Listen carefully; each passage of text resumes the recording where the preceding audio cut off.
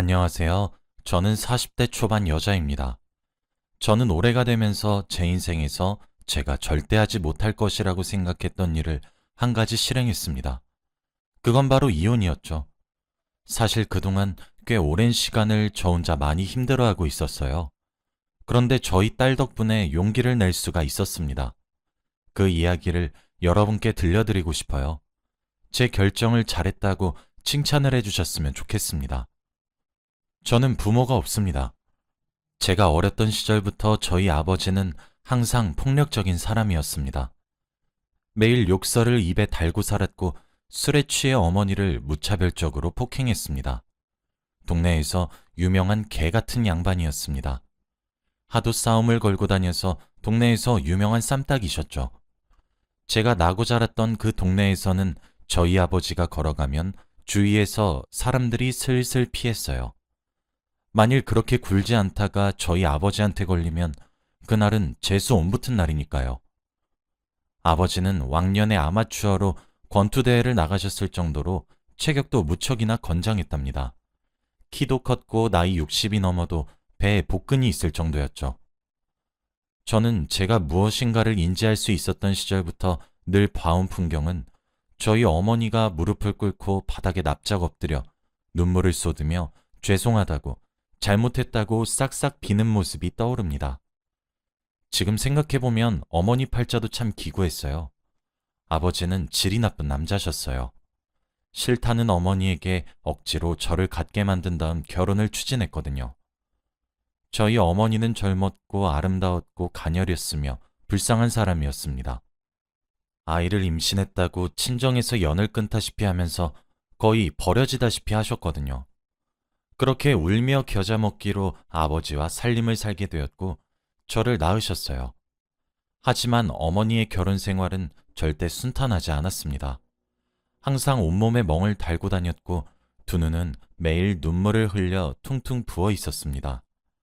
머리에는 스트레스성인지 탈모가 시작되어서 빗질 한 번에 후두둑 떨어졌고 매맞은 흔적들이 온몸을 덮고 있었기에 한여름에도 긴팔을 입어야만 하셨죠.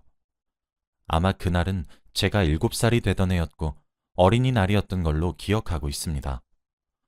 어머니는 저를 데리고 근처 공원을 향해 갔어요. 아버지가 집안의 가장인데 저지경이니 어머니가 부업과 식당 일을 통해 돈을 조금씩 벌어서 생활했죠. 그때 공원에는 항상 솜사탕을 파는 아저씨가 오셨었습니다. 물론 제게는 그림의 떡 같은 존재였죠. 그런데 그날 어머니는 큰 마음을 먹고 제게 솜사탕 하나를 안겨주었습니다. 당시에는 그게 꽤 비싼 가격이었는데도 불구하고 말이에요.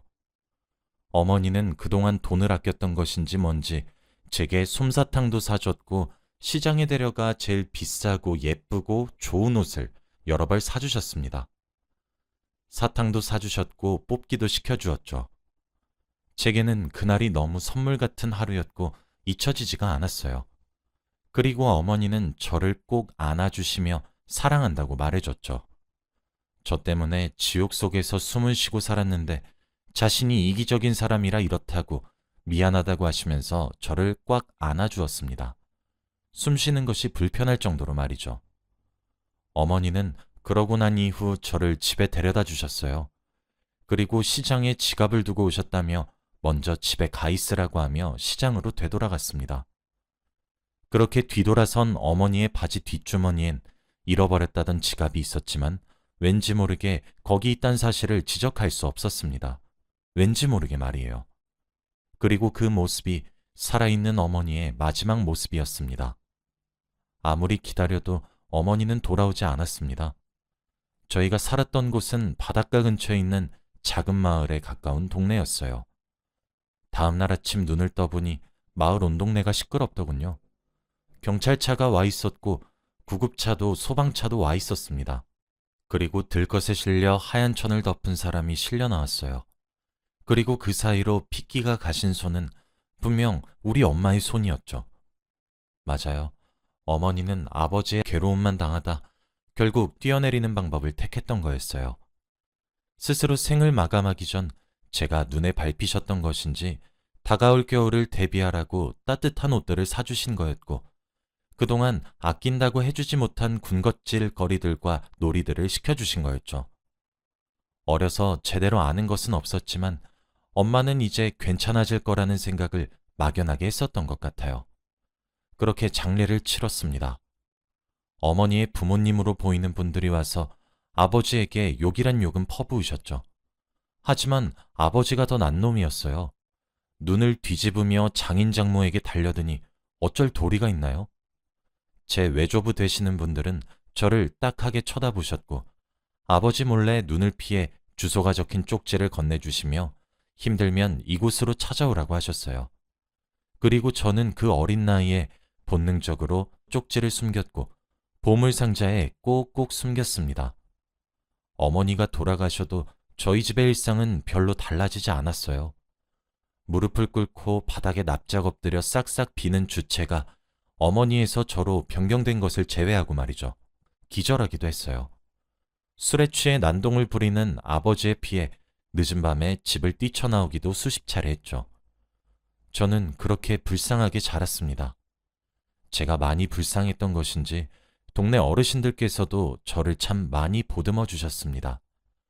새벽에 제가 내지르는 비명에 경찰을 불러주시기도 하고 비명을 지르며 뛰쳐나오는 저를 집에 들여서 재워주시고 밥을 차려주시기도 하고 초등학교에 가야 하는 것도 알려주셨고 가방이며 뭐며 십시일반으로 저를 도와주셨습니다.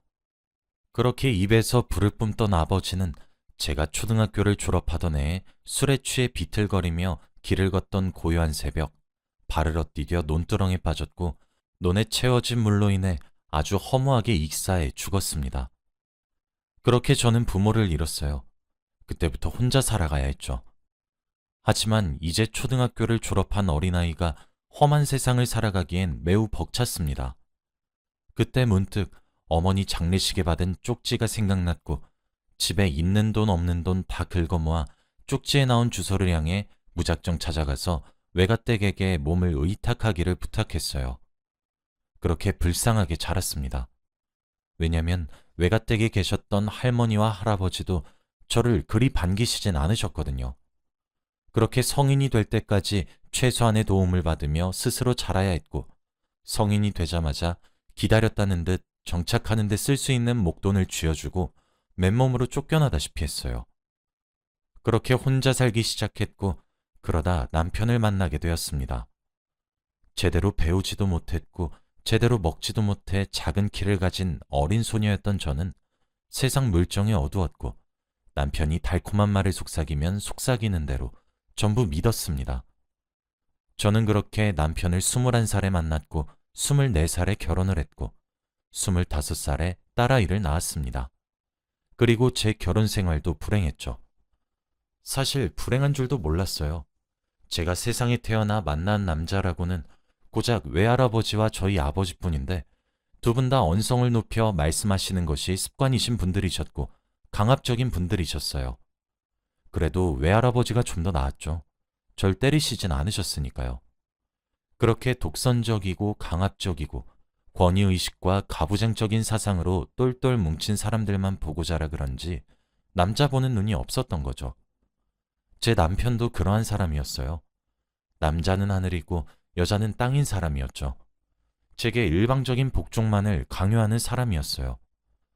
제가 만일 남편의 의견을 따르지 않는다거나 조금이라도 남편이 원하는 기준에 미치지 못하거나 미흡할 경우 인격적인 모욕을 서슴지 않았고 쌍욕이 제 애칭이란 생각이 들 정도로 많이 들었어요. 그리고 수가 틀리면 손부터 올리는 사람이었습니다.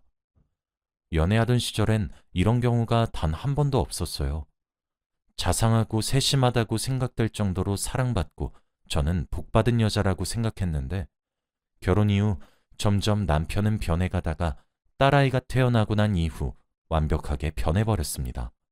저를 죽일 듯이 팬 날이면 시어머니가 절 찾아와서 미안하다고 절 위로해 주셨고 남편도 미안하다며 꽃다발을 사오거나 작은 선물을 사왔습니다. 그게 화해의 방식이었어요. 그깟 정이 대체 뭐라고 정에 굶주렸던 저는 절 안아주는 시어머니의 손길과 꽃다발을 내미는 남편의 애정마저 놓칠세라 황급히 잡아챘습니다. 그런 날도 있었던 것 같아요. 퇴근 후 돌아온 남편이 꽃다발을 제게 내밀며 사과를 건넸었죠. 그리고 그날 저녁을 먹은 이후 국그릇과 밥그릇의 위치를 반대로 놓아두었던 이유로 복날을 개패듯 했습니다. 25에 태어난 아이가 지금 곧 성인이 됩니다. 저는 18년간 그렇게 남편의 폭행 속에 삶을 살아왔어요. 그런데 어느 날 딸아이가 제게 이혼을 권유하더군요. 딸아이가 이혼을 하라고 얘기를 하기 전까지 저는 이혼이란 선택지 자체를 떠올리지 못했습니다. 도망치고 싶은 마음이 굴뚝 같았고 그만하고 싶은 마음이 차올랐지만 잠든 딸아이의 얼굴을 보면서 마음을 다스렸고 다잡았어요. 그 옛날 저희 어머니가 했던 선택을 되풀이해서 상처를 주고 싶지 않았거든요. 그래서 저는 적어도 제 딸아이는 노출되지 않게 방어하며 키웠습니다. 딸아이는 고등학생인 아직 어린아이였는데 이혼에 대해 요모조모 조사를 해왔더군요. 무료법률 상담센터 같은 곳이 있었나 봐요. 그곳에 직접 찾아가 이것저것 물었다 하더군요. 그러면서 딸아이가 제게 알려주었습니다. 엄마, 아빠는 의처증이야. 내가 인터넷에서 공부도 했고 직접 물어도 봤어. 엄마, 이혼하면 안 돼? 난 엄마랑 둘이서만 살고 싶어. 라고요. 그때 딸아이는 눈물을 머금어서 촉촉해진 눈으로 제게 호소하는데 정신이 번쩍 들더군요. 딸아이에게는 어물쩍 대답을 넘겼지만 저는 이혼을 하기 위한 준비를 하기 시작했습니다. 남편은 딸아이의 말대로 의처증이었어요. 인터넷에 나와 있는 몇 가지의 자가진단 질문만으로도 알 수 있겠더군요. 남편은 제가 바로 앞 마트를 다녀와도 확인을 했어요. 남자를 만났다고 몰아세우면서 제게 폭력을 행사했죠. 누구와 어디를 다녀왔는지 보고를 하게 했고 외출도 허락 없이 나가지 못했습니다. 제가 외출하는 것을 병적으로 싫어하더군요. 대중교통을 이용해서 조금이라도 정해진 시간보다 늦게 들어오면 어떤 놈이랑 있다가 왔냐고 소리를 버럭 질렀습니다. 제 휴대폰에 위치 추적 어플을 설치하기도 했고 집에 CCTV를 설치하기도 했죠.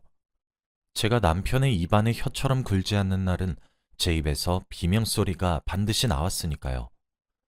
그렇게 인터넷으로 검색을 하는데 하나의 글귀가 눈에 들어오더라고요.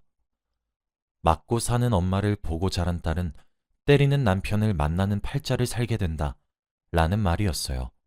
그때 뭔가 머리를 댕 하고 치는 듯 했어요. 실제로 맞고 살았던 엄마를 보고 자란 제가 맞고 살았으니까요.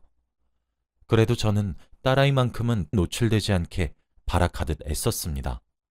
그중 하나가 딸아이를 밖에서 계속 학원에서 학원으로 돌리는 거였습니다. 집에서 잠만 잘 수 있게 말이에요. 그 외 시간에 집에 있으면 좋지 못한 꼴을 보게 될 테니까요. 그래서 저는 딸아이의 학원 스케줄만큼은 고집을 부렸습니다. 남편도 이 부분만큼은 제게 져줬어요. 그리고 남편도 딸아이가 집에 있으면 제게 손을 올리지 않았죠. 저 그렇게 불쌍하게 살았어요.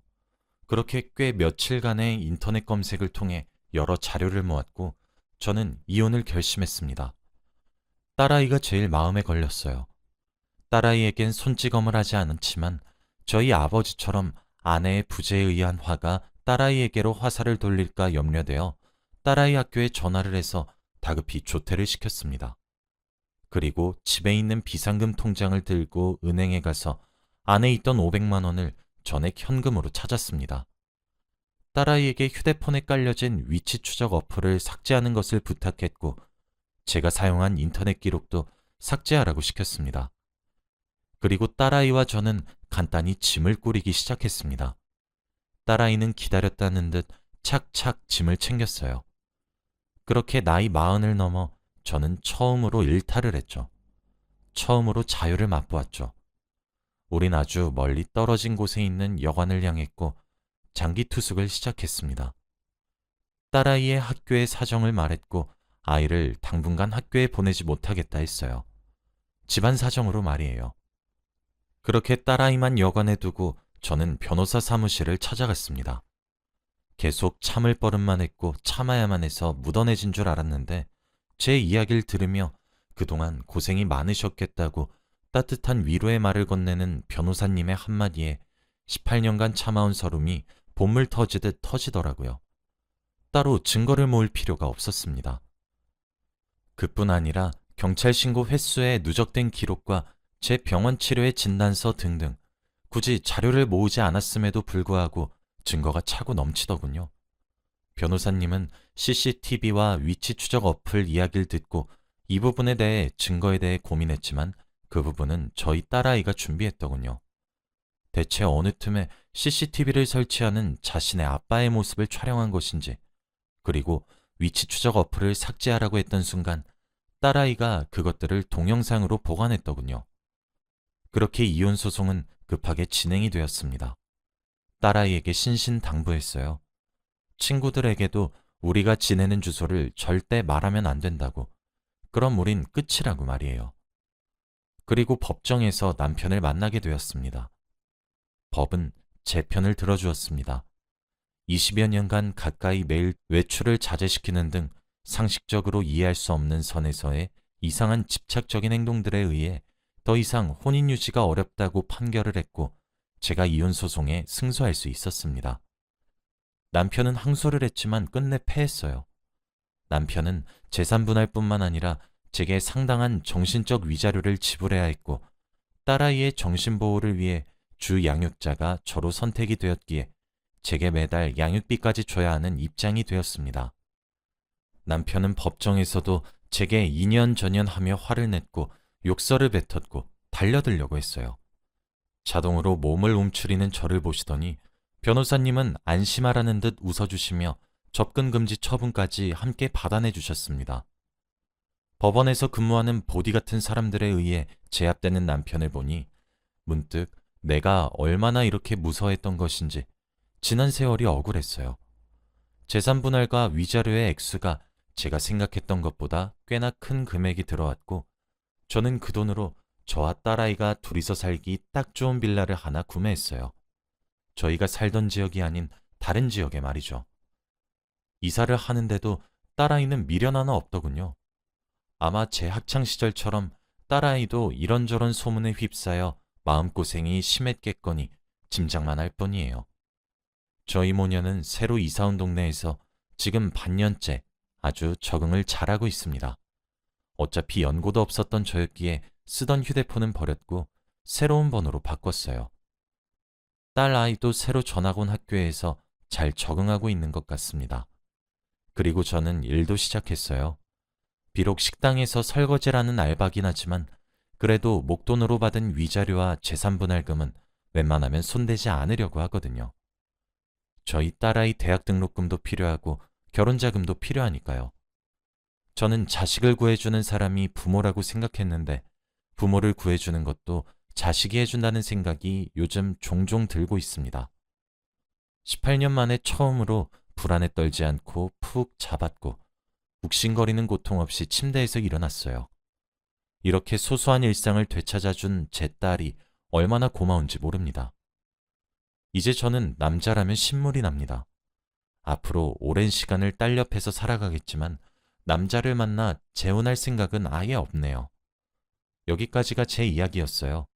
제 이야기를 들으신 여러분들은 어떠셨나요? 제 결정이 옳았다고 여러분들이 응원을 해주셨으면 좋겠어요. 잘했다고, 조금 늦었지만 애썼다고 말이에요. 요즘처럼 마음이 편안한 시기가 없어요. 너무 행복해서 오히려 불안할 정도죠. 딸아이의 권유로 저희 모녀는 심리치료도 함께하고 있습니다. 딸아이는 아직 제 눈에 어린아이처럼 보이는데 이런 걸 어떻게 알아오나 싶어요. 빨리 철들게 만든 것 같아 무척이나 미안하네요. 저희 모녀는 앞으로도 씩씩하게 잘 살아가도록 할게요. 제 이야기를 끝까지 들어주셔서 고맙습니다. 이렇게 속을 터놓고 나니 속이 시원해져서 기분이 좋아지네요. 여러분들도 오늘 하루 기분 좋은 마무리 하시고 좋은 꿈 꾸세요. 감사합니다.